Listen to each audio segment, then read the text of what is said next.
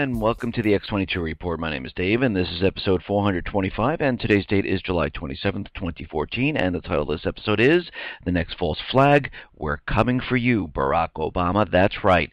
We can see what is going on in the Middle East. Things are in chaos. Libya right now is being overrun by the tribes. The puppet regime is being forced out.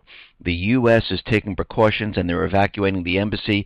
Same thing's happening in Yemen. We see the Islamic State now spreading throughout Syria and Iraq. Of course, this is controlled by the U.S. government, central bankers, Israel, UK, and other Arab nations. They want this to occur. They want the chaos, and we can see this is all part of their plan because they are going to use terrorism to get the United States and the other private Western central banks into war. And this is coming up very, very fast, and we can see it all happening right now. They tried to use the false flag event, the MH17 airliner down, to get people all riled up that Russia's behind this, Russia's doing this, and it's turning out that that whole entire false flag is completely falling apart. More evidence is coming out where it shows that Russia had pretty much nothing to do with that, and we're starting to see evidence that it was pretty much Ukraine involved in this whole entire thing. And what are we seeing now? Well, now the U.S. government is trying to switch it up and now show that Russia is amassing forces on the border. They're ready to invade Ukraine. They've been firing into Ukraine. Well, I believe they have every right, because if Ukraine fires into Russia, then Russia has every right to fire back. But again, they put out some evidence out there of some satellite photos, which of course are blurry. They don't make sense. The zoomed in areas aren't really conducive to the little areas where they're showing this is where it came from. And then we look closer and we're starting to see other anomalies, and I'll get into that a little bit later in this report. Let's get into the economic collapse news. And what are we seeing? Well, we know Europe is completely imploding on itself. There is no way out of this situation. I don't care what any government official says. I don't care what the IMF says. This debt that they have cannot be sustained. The unemployment rate cannot be sustained, and it is getting worse. I can think back to August of 2013 when the French president was out there telling his people, and this was during the Syrian conflict when they had the false flag event, because they thought they were all going to war at that time period, and that's why they were really building up the recovery. And ever since then, they've been saying, yes, unemployment will be going down, we're in this recovery. Obama was out there saying that real estate's rebounding, and we've been seeing a decline ever since. And right now in France, what are we seeing? Well, we're seeing that unemployment has now hit all-time new highs. At the end of June, there were 3.398 million people who were registered as being without a job in the Eurozone's second largest economy. That is 0.3% more than in the previous month. Compared to June of last year, the number of jobless was up 4%. So all of this talk about we're in this recovery, we're headed into this fantastic producing manufacturing company is all a lie. It is always the opposite of whatever these government officials tell you. And what we see is manufacturing down at sharpest rate in 15 months, new business down in 4 months, private sector employment down in the past 9 months. It is all falling apart. We see Greece, we see Cyprus, we see Portugal, we see Italy, we see Spain, all having problems. It is moving now into the UK and Germany. This will not stop. It is a domino effect, and they understand that it is collapsing. Here in the United States, what are we seeing? We see retailers laying off, closing stores. Why? Because people just don't have the money.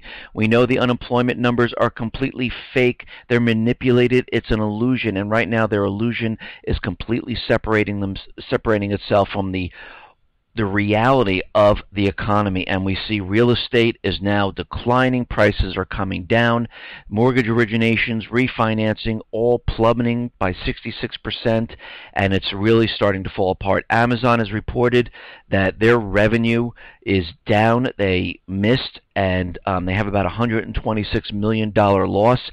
We see more companies laying off. Merck, 600 people. Mosaic Potash, 185 people. St. Jude Medical Center, 270 people. Tyson Food closing 3 plants in Iowa, 950 jobs. Fusion Paperboard in Connecticut, they are closing in September, 140 layoffs.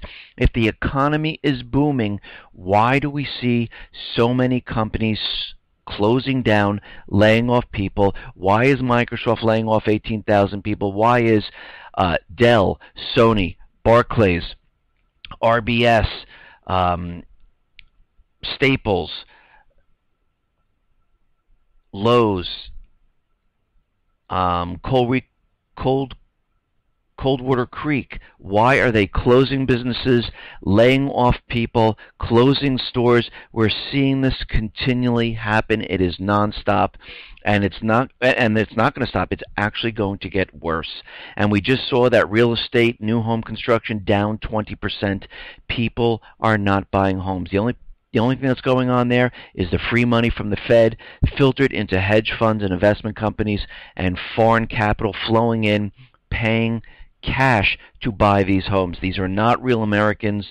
These are the ones who lost all their income, who lost their homes through foreclosure back in 2008, who are underemployed. They cannot buy a house. The credit has been ruined, and we're seeing right now that for every single person out there, it is not getting better. It is actually getting worse. And right now, if we look at what's been happening, if we look at what's been going on for the last, 11 years, we see typical household wealth has plunged around 36%. According to a new study by the Russell Sage Foundation, the inflation-adjusted net worth for the typical household was $87,992 in 2003. 10 years later, it was only $56,335, or a 36% decline. Simply put, the New York Times noted, it's not merely an issue of the rich getting richer. The typical American household has been getting poor too. When only a few people are winning and more than half the population is losing, something is going to go completely bad, and we see it happening right now. We are not on a track for any type of a recovery. We're on track for a collapse. They're just trying to hide it. And what do we see? We see more and more countries doing bilateral trades with China. We see them saying, you know what? We're not going to keep as much in reserves. We're going to move over to the yuan, renminbi. We're going to trade in that currency. We want our gold back. We want to purchase gold. And we see the Swiss now doing the same exact thing. The Swiss National Bank and the People's Bank of China reached a currency swap agreement. This agreement will allow the two central banks to buy and sell their currencies up to about 150 billion renminbi, or 12 billion Swiss francs. So we can see right now we have Swiss, we have Canada, we have New Zealand, we have Australia, we have Russia, we have North Korea, we have Syria, Iran, Saudi Arabia, Brazil, Argentina, and many, many other countries where they're taking precautions. They're making sure they are ready for what's going to happen. The only country that's not doing it is the United States. We see the BRICS already creating their bank, which rivals the IMF, saying, listen, you're not going to give us the voting power, then we're going to create our own, and we're going to go up against the IMF. And this is exactly what's happening. We see they are getting prepared. We also see Obama now, they are pretty much pushing Obamacare with all those illegals coming over. Now we see the court ruling about the subsidies, that those states without the exchanges can't supply subsidies. The government can't supply subsidies, but of course Obama says we don't care about that. We're going to continually do it. But it's very interesting. Back in 2012, Jonathan Gruber, an MIT economics professor, whom the New York Times has called Mr. Mandate, for his pivotal role in helping the Obama administration and Congress draft the Affordable Care Act, told an audience at Nobles that if you're a state and you don't set up an exchange, that means your citizens don't get their tax credits. But your citizens still pay the taxes that support this bill. So you're essentially saying to your citizens, you're going to pay all the taxes to help all other states in the country. This is what this is about. taxes going through Obamacare to give them revenue. It has nothing to do with health insurance.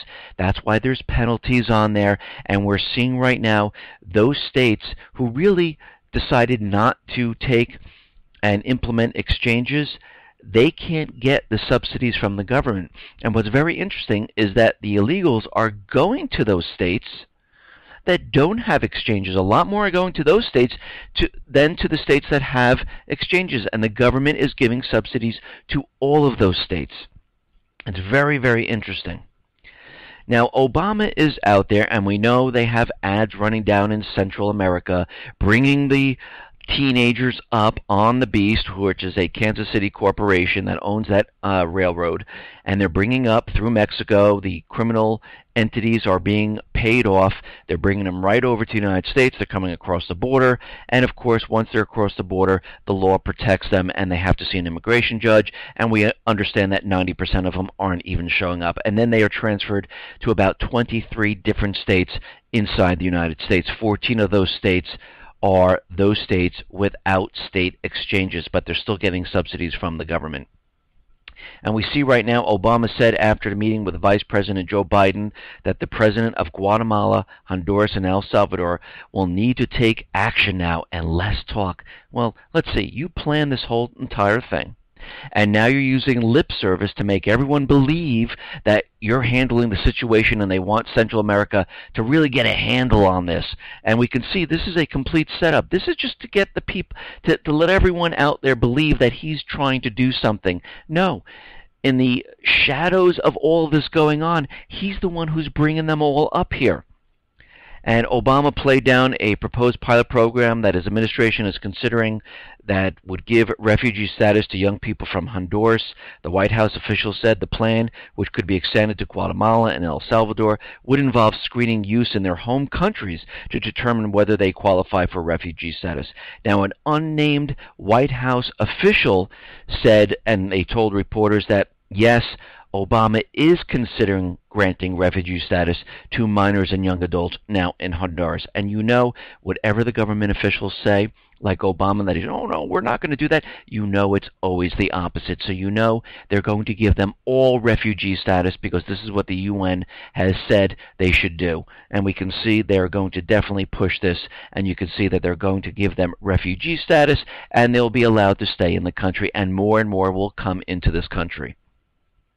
Now, it looks like a federal judge has overturned an unconstitutional ban on citizens carrying handguns outside their homes and in public in the U.S. capital of Washington, D.C. Judge Frederick Scullin ruled that there is no longer any basis on which this court can conclude that the District of Columbia's total ban on the public's carrying of ready-to-use handguns outside the home is constitutional under any level of scrutiny. Therefore, the court finds that the District of Columbia's complete ban on the carrying of handguns in public is unconstitutional. And of course it's unconstitutional because the Second Amendment allows every single person to bear arms, and they should not be infringed upon, which infringe means to limit, bear means to carry. And of course the government has been creating thousands upon thousands upon thousands of laws to get around the Bill of Rights, and of course they can't just override it, so they have to try to keep creating laws to get around it. But they put in there specifically that you cannot limit any of this, and that's what they try to do every single time they come out with a law. And we can see right now that it is unconstitutional. When they try to search you, it's unconstitutional. When they try to read your emails, it's unconstitutional. They cannot do any of these. It's a violation of your rights. No matter what they say, no matter what law they try to enact, it does not override the law of the land. Now, it looks like there are protests going on all over the world against Israel and for Gaza. And this is happening in New York. It's happening in France. It's even happening in Israel. Right now, about 7,000 protesters were estimated to attend the biggest protest against the operation against Gaza. And they're saying they want peace. They want this to stop. There is no reason for this. and there was a small little protest who was for the IDF going into Gaza, and there was a bigger crowd saying, no, this we do not want. We want peace. There is no reason to be killing little children, men and women, and this needs to stop. So you can see even inside Israel, in Tel Aviv, they don't want this to occur. It's the governments that want this to occur. It's the governments that push for war. It's the governments that have the agenda, and we can see this definitely happening right now. Now, it looks like some evidence has come out, and it looks like Hamas really had nothing to do with the killing of the 3 teenagers, and this is what they're using to go to war inside Gaza. Right now, the Israeli police foreign press spokesman Mickey Rosenfeld appears to have falsified the Israeli government claims that Hamas was responsible for the killing of the 3 Israeli settlers in June by saying responsibility lies with a lone cell that operated without the complicity of Hamas. At the time, Israel authorities placed the blame squarely on Hamas. Of course, Netanyahu was out there saying they were kidnapped, they were murdered in cold blood by animals in human form. Hamas is responsible and Hamas will pay. This is what they used to get in there. This was a complete false flag operation. And it seems very interesting, at the same time the Malaysian flight was shot down, Israel decided to invade Gaza. And I don't believe in coincidences, and it seems like this just happened at the same exact time. It was absolutely perfect the way that happened, to take all eyes off of what was going on inside of Gaza and put it at a different location and distract everybody. Now, it looks like there are reports coming out of Israel, out of Gaza, I should say, that Israel is using prohibited weapons against civilians in Gaza. Medical sources in Gaza report that the use of poison gas in Gaza, victims of unknown chemical weapon, a gas or vapor, are becoming widespread in there. And there's also reports that they're using white phosphorus, which is also banned. And we'll have to see, as time goes on, what else comes out with regards to this.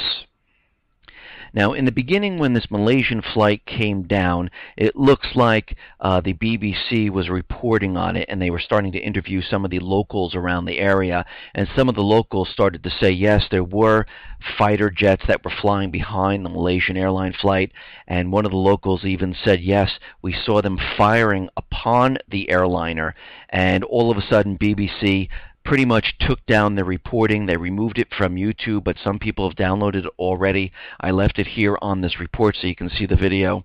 And we can see they do this quite a bit. We saw this happen in 9/11 when Building 7 came down, and I wouldn't be surprised if the 2 fighter jets were firing and then another missile was fired from the ground to make it look like it was coming from the Russian side. Of course, there was absolutely no proof of this. There's also no proof that the pro-Russian people have done this, and it looks like the United States is stepping back a little bit because, in the beginning they said they have absolute proof that they did it, and now they're stepping back because they have no proof. But what's very interesting about this entire thing is that the United States has ships in the Black Sea at this time. They have satellite imagery above what is going on, and they have no information. And that just goes to show you that they are part of this, that they're the ones who are creating the incident, because they have all this being monitored right now. And believe me, the high-definition cameras in these satellites would give you absolutely perfect views of what is going on on the ground in Ukraine. Now, it looks like the flight MH17 black boxes, they do reveal that they were hit, and it looks like the findings are consistent with the plane's fuselage being hit multiple times by shrapnel. Now, the question is, was it from the plane that was following them, or was it from the missile that they also shot up, or was it from both? And the black box, of course, can't really tell you that. Now, what's very interesting, out of Veterans Today, they have pictures of what the Boeing, the GE engines, how big they are, and a man can fit inside of one of these engines. And when you look at the photographs of the down Malaysian flight, the engines, the turbines, do not look like they're the same size. So this is bringing into question, was this actually the Boeing 777? I mean, from these engines and from the pictures, it really doesn't look like that. Now, it looks like the Malaysian police are going to arrive on Wednesday. Nearly 70 Malaysian policemen will arrive in Ukraine on Wednesday, July 30th.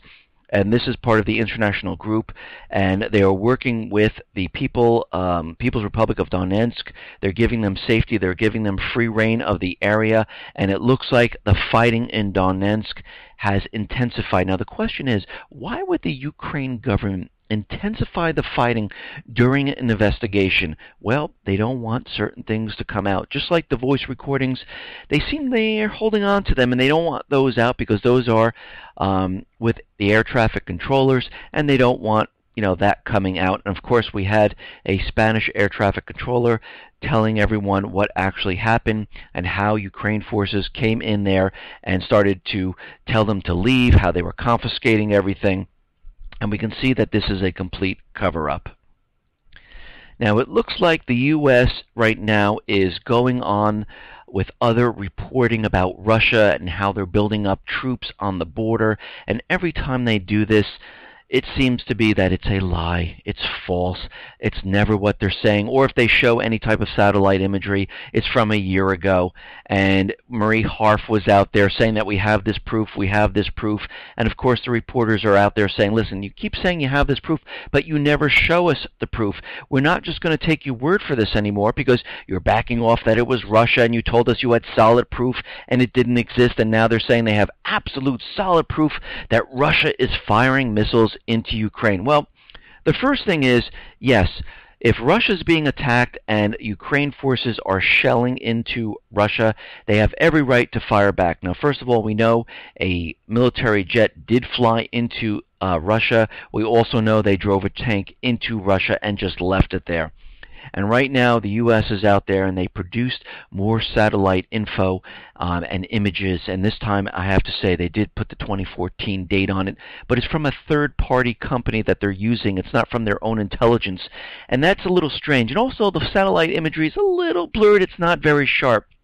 And they're showing these images of these areas, and they don't match up to the smaller images. Some of them do, some of them don't. And we have to remember the images that they're taking of, we have to remember that Russia did have military exercises in that area where they were firing missiles, where there were scar marks on the ground. So we don't know where this imagery is actually from and the exact date that they're from. So when we're looking at this information, first of all, it's a little blurred.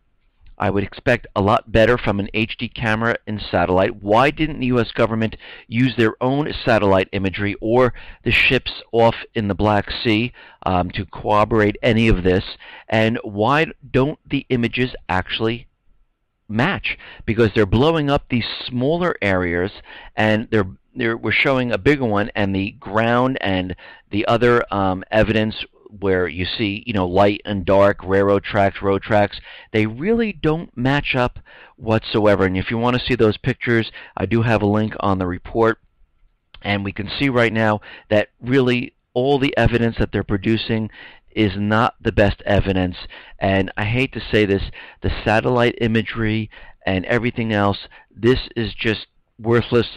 Nothing they're giving us, because the imagery that these satellites can take, they can read a license plate number off a car, and what they're giving us is blurred, fuzzy. It's all made up. They have absolutely nothing once again, and they're trying to use all this information. Now it looks like Ukraine is having some troubles. We know Yatsenyuk resigned, and we can see the government inside there. The puppet regime is fighting, and we can see the conscripted soldiers are fighting back, and they don't want to go off to war. And this is like a draft. There are mass protests that are going on inside Ukraine right now, and some of the people are saying that, this is absolutely ridiculous. We don't want to fight. Yuri Lukinyuk. I take care of 2 small children. My daughter is in the hospital on bed rest. My wife, a migrant worker, is away. What am I to do? Lobov Debrova. Why would they take my husband? He is the only breadwinner in the family, and he is not in good health. If they take him to war, let them take me too, because I'll probably never see him again, and I'd rather die with him, alongside him. A lot of the people are saying, people are afraid that if they let their men go to war, they'll never see them again. And we can see right now that the people are not for this. Now we have to think to ourselves, before the United States government had this coup d'etat and they spent $5 billion in there just to put the people on the EU system, how was the country before this? When the president before all of this decided to go with Russia, well, there was no war, there was no draft, Crimea was still part of Ukraine. The southeastern section was still part of Ukraine. Anti-terrorism forces were non-existent. People were living in peace. The economy was better off. So right now, because of the central bankers, these people are worse off. Oh, and they're not getting gas supplied into the country because they didn't pay their bill and Russia cut them off. So this is going to be a very, very harsh winter. They're trying the reverse flow of natural gas back into Ukraine, and it looks like Russia's not allowing this to happen because it is against their policies. So we can see right now Ukraine is worse off. Let's take a look at the Middle East. How are they doing after the United States invaded all these countries, replaced the governments there with the puppet regime? All these countries are all in war. The tribes are rising up. People are dying. People are living in poverty. It's not better off. It's actually much, much worse for all of them. Now in Libya, we can see the tribes of that government. They are rising up. They are taking over their country. We know this is the tribes inside of Libya because they tried to sell the oil, and of course the SEAL teams boarded the ship, brought it right back. But we can see with the Islamic State, they are taking the oil from Syria, bringing it into Iraq and selling it off, and the central bankers have absolutely no problem with this because they're using the dollar and they're all part of the central banking system. But the United States is out there. They are evacuating the people inside of Libya because the country is falling. The same thing will be happening in Libya, and they're evacuating about 150 Americans to Tunisia, and we can see they're in there right now trying to get everyone out. And we knew this was going to happen because the UN and other countries were already in there evacuating the people, and what they're trying to do is they're trying to expand what is going on in Iraq and Syria and bring it into Lebanon, Libya, and Yemen to say the Islamic State is spreading because they understood they couldn't keep the drone operations going. They understood that the tribes were going to be taken back to these countries, that they were going to lose the U.S. dollar as the reserve currency, that they're going to lose the private Western central banking. And I've said this many, many times before. When this starts to happen, this is when we're going to see the major false flag event, and we're seeing it right now. It's all starting to play out right now. And we can see right now that this is expanding. They've already laid the groundwork for terrorism. They already told us that Syria is the launching pad. They already said the Islamic State is 10 times worse than Al-Qaeda. We already know the U.S. government has sent explosives all around the world to embassies. We can see countries are getting prepared for these radicalized people coming into their country, breaking off into lone wolf groups. They're all bomb makers, and they're getting ready to pretty much rain terror down on all the private Western central bank countries. In Norway, which I reported on Friday, reported that they're expecting a terrorist attack in the next couple of days. Well, now they have a pinpointed date. They're saying this is going to happen on Monday, and it's originating from Syria. So we're going to have to pay very close attention to Norway to see if actually something does happen. And let me just say, all of this is part of the event that's going to take place here in the UK, in the other European nations, and especially here in the United States, because they want to go to war. And when I say they, it's the United States government, central bankers, and all the other central bankers. They know this is it. The entire system is collapsing. They are losing the Middle East, and we can see right now the president, the FCC, has put in a switch where the president will be able to talk to everyone across the country on the radio, on the TV, all at the same time. Now they're planning for a nationwide 9/11. So this way they'll be all interconnected, and they'll be able to let everyone know what is going on throughout the country with the 9/11's dispatch service. And they're going to be able to connect through the internet to transfer text messages, photos, videos, and this will be reported right into the news system, and everyone will be getting the feeds of all the terror that's going on all across the country. Now, Dempsey is out there, and he is saying that the U.S. is preparing options to defeat the Islamic State. The U.S. military is preparing a strategy to defeat the Islamic State of Iraq, and they are preparing, and he's telling everyone that, yes, the Islamic State is much, much, much worse than Al-Qaeda, and they are pretty much putting forth a plan because they are a global threat. The United States military does consider the ISIL a threat initially to the region, and now the close allies, and longer term to the United States of America, and this is coming from Army General Martin Dempsey. We are preparing a strategy that has a series of options to present to our elected leaders on how we can initially contain, eventually disrupt, and finally defeat the Islamic State. And you know it's not just going to go that simple, where they're going to be able just to go in there and do this, because what they're really fighting is not the Islamic State. They're fighting the tribes of all the other countries to try to capture all these nations once again, and they want this event to occur. And of course, when this happens, who is on the other side? Of course, Russia, China, North Korea, and this is going to kick off World War III. Now, the U.S. House of Representatives voted overwhelmingly on Friday for a resolution that would bar President Obama from sending U.S. troops for any sustained combat role in Iraq without congressional authorization. The House adopted the resolution by a vote of 370 to 40, reflecting the strong desire by both Republicans and Democrats in the chamber that the White House not act in Iraq without Congress at this time. So, again, we have to look at this.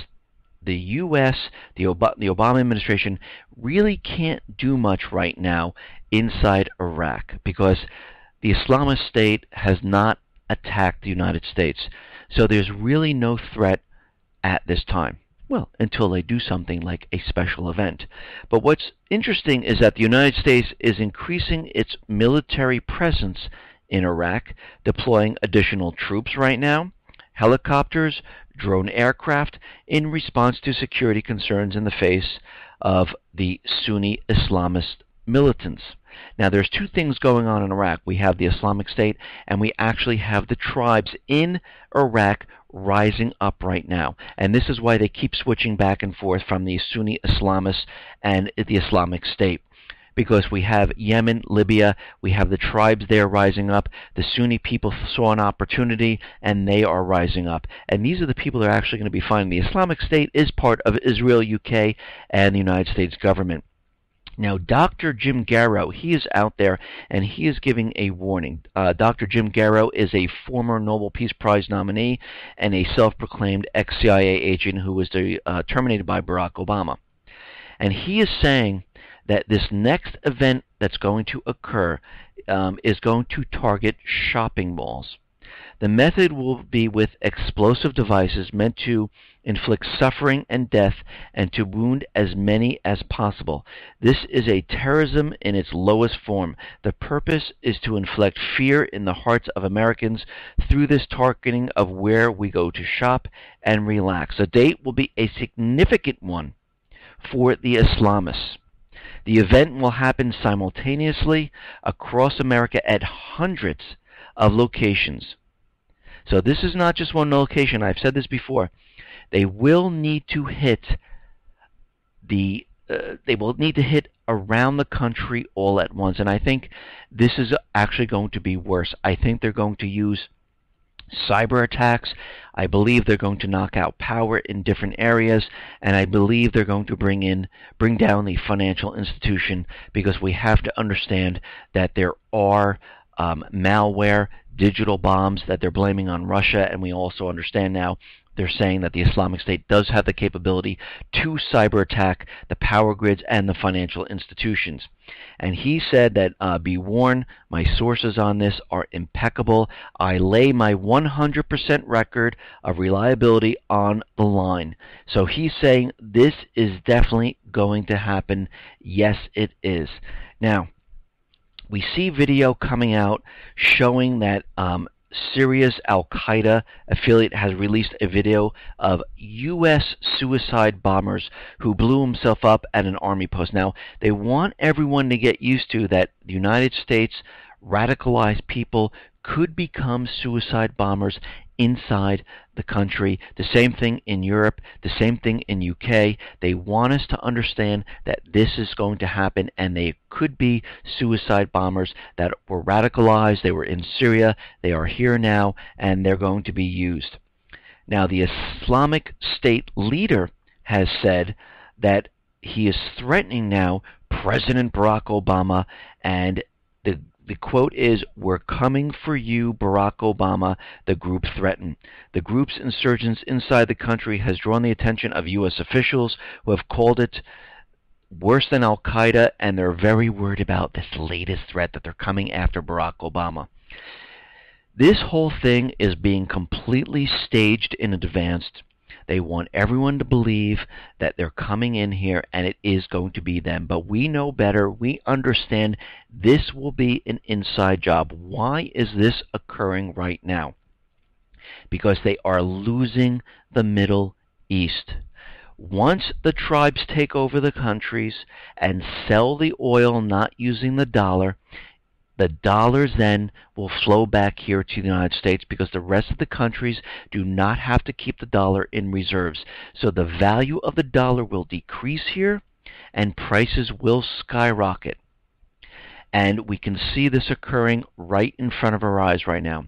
The false flag stories that they're creating in Ukraine to get Russia into this are completely falling apart. So that whole plan didn't go the way they wanted it. And I said, if they can't get the war started, they will use a special event. They will use the doomsday event. They will use it, and we can see with other people now confirming that, yes, something is going to occur. Now, the Fed told us they'll be exiting in October. They will have no more QE, and we know this is a lie. We know they've been channeling money out to Belgium to buy the Treasury bonds through Euroclear. We understand that they're giving money still to the hedge fund investment companies to buy up real estate. So they are doing things through back channels to make it look like they are removing the stimulus from the economy. And we can see right now they're very nervous because their illusionary numbers are completely separating themselves from the real economic issues. We see real estate imploding, and again in October we see a pattern here of the stock market crashing. We see it back in 1929, 1987, 2008, and now they've hit all-time new highs. This is the only thing that is going up. Everything else is falling apart. And now we're having all these warnings coming out, and everything is in chaos. And now is their time to use this event. And you can see they are pushing the agenda, and they're not going to stop until this event occurs. And I mentioned this before.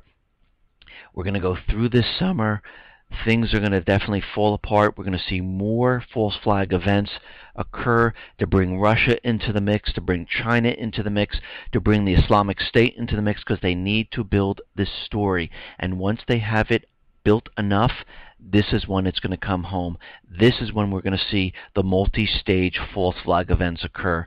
And everyone needs to be ready. You need to be prepared. If you haven't stocked up on food, I would start doing it. If you haven't purchased a weapon, I would start doing it. If you keep your money in the banks, my personal opinion, I would start keeping some in any place that's hidden. I would start purchasing precious metals, gold. I would start getting water. I would start getting extra medical supplies, especially medicines. If you're diabetic, if you have a heart condition, I would start doing that, because once this starts to occur, the collapse is still going to happen even though we have this event.